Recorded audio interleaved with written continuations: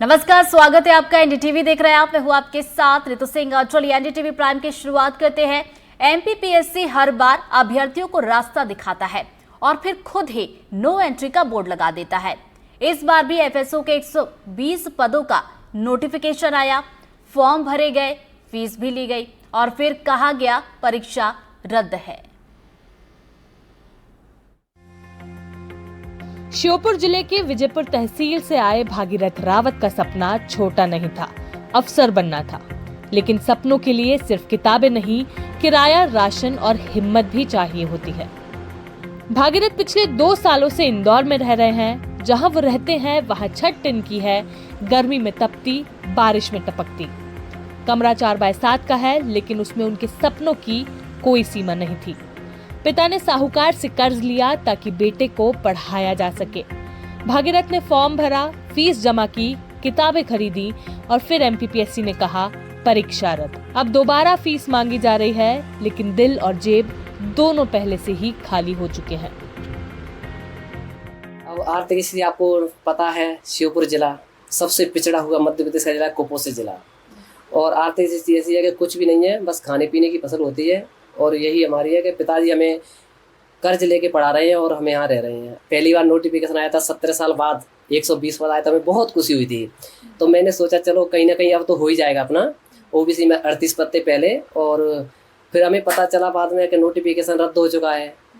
तो एकदम हम बिल्कुल टूट चुके थे। जब हमने ऑनलाइन के लिए रिफंड के लिए आवेदन दिया था तो 500 रुपये का आ रहा था, फिर भी हमें 90 रुपये का, तो फिर भी हमें घाटा हो रहा है।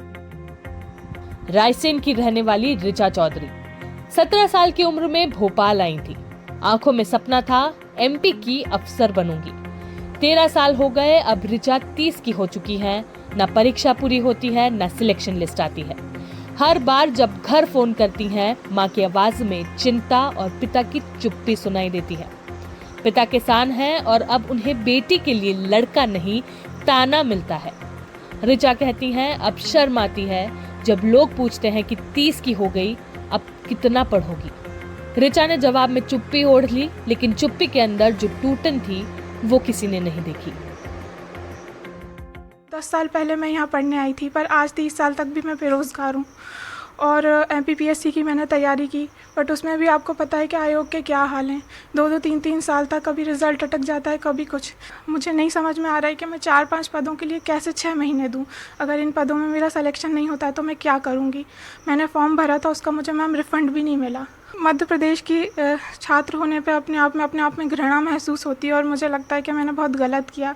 एक 17 साल की लड़की जो 2012 में एक छोटे से गांव से आई थी, एक किसान की बेटी, उसके बहुत सपने थे, पर बहुत अफसोस होता है मुझे बताते हुए कि वो सपने अब टूट चुके हैं और मुझे कोई उम्मीद नहीं है, ना आयोग से, ना मध्य प्रदेश के शासन से। रविंद्र साख्या मुरैना से है, लेकिन पिछले 5 सालों से परिवार से दूर अकेले एक कमरे में एमपीपीएससी की तैयारी कर रहे हैं। उस कमरे में अलमारी नहीं है, सपने जरूर हैं। बिस्तर के नीचे किताबें हैं और सिर के ऊपर टपकता डर। जब एफएसओ का नोटिफिकेशन आया, पहली बार लगा कि अब की बार मेरा नंबर है। फॉर्म भरा, किताबें खरीदी, फीस दी, फिर परीक्षा रद्द। अब नया नोटिफिकेशन आया है, पर उसमें पद कम है और फिर से फीस मांगी जा रही है। कहते हैं जो हिम्मत सालों बाद जुटाई थी वो एमपीपीएससी ने छीन ली। अब भरोसा ही नहीं रहा।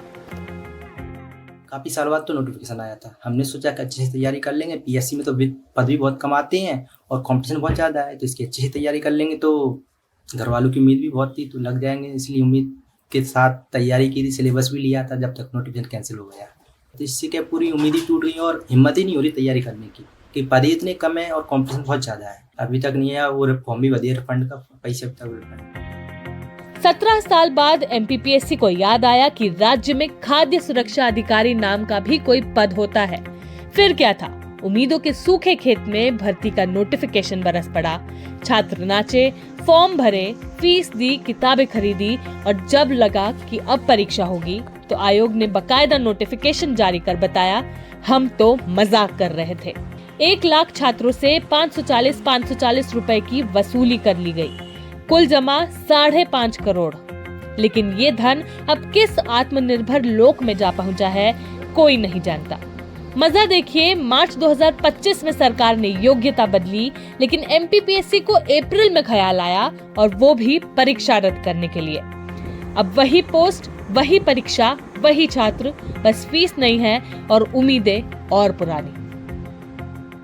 विभाग से प्राप्त मांग पत्रों के आधार पर आयोग द्वारा विज्ञापन जारी किए गए थे, जिसमें शैक्षणिक अर्हताओं के संबंध में अभ्यावेदन प्राप्त हुए थे। विभाग से संपर्क करने पर उसमें कुछ विसंगतियां परिलक्षित हुई थी। विभिन्न पाठ्यक्रमों के शुरू हुए हैं, उन पाठ्यक्रमों को देखते हुए ये शैक्षणिक अर्हताओं में कुछ न कुछ संशोधन की आवश्यकता है। हैरानी की बात है, दिसंबर 2024 में नोटिफिकेशन जारी हुआ। 28 मार्च 2025 में भारत सरकार ने जारी अधिसूचना में इस पद के लिए निर्धारित शैक्षणिक योग्यता में संशोधन किया। बावजूद इसके एमपीपीएससी ने 1 महीने तक कोई कार्रवाई नहीं की और ठीक 1 महीने बाद परीक्षा रद्द कर दी।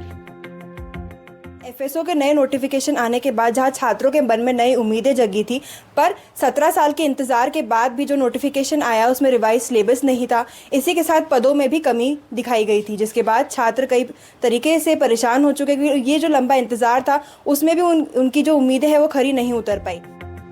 छात्र पूछ रहे हैं, एमपीपीएससी में पी का मतलब क्या है? पलट देना, परेशान करना या पुनः फीस लेना? ऐसा लगता है यहाँ उम्मीदवार नहीं, 540 रुपए के यूजर आईडी हैं। न शिकायतों का जवाब है, न सपनों का वजूद। 17 सालों बाद एमपीपीएससी ने अभ्यर्थियों के मन में एक नई उम्मीद जगाई, एफएसओ की परीक्षा की। नोटिफिकेशन जारी किया गया, 120 पद दिखाए गए, फीस सभी से भरवा ली गई, लेकिन फीस भरने के बाद एमपीपीएससी को लगा कि पद तो केवल 67 थे, जिसके चलते उसे रद्द कर नया नोटिफिकेशन जारी किया गया। नए नोटिफिकेशन में केवल 67 पद दिए गए। अब अभ्यर्थियों की संख्या जरूर बढ़ चुकी है, लेकिन पदों की संख्या आधी होने से उनकी परेशानी वहीं की वहीं है। कैमरामैन रिजवान खान के साथ तनुश्री देसाई और निहारिका शर्मा की रिपोर्ट, एनडीटीवी।